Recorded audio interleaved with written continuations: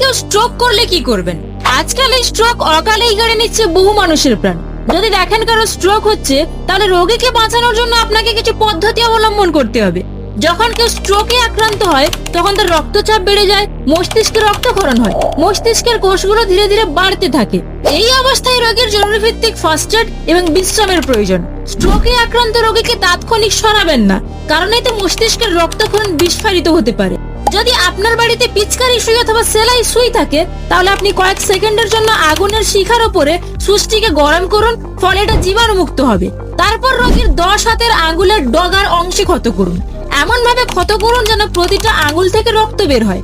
রক্তক্ষরণ হওয়ার পর কিছুক্ষণ অপেক্ষা করুন, দেখবেন রোগী আগের তুলনায় কিছুটা স্বাভাবিক হবে।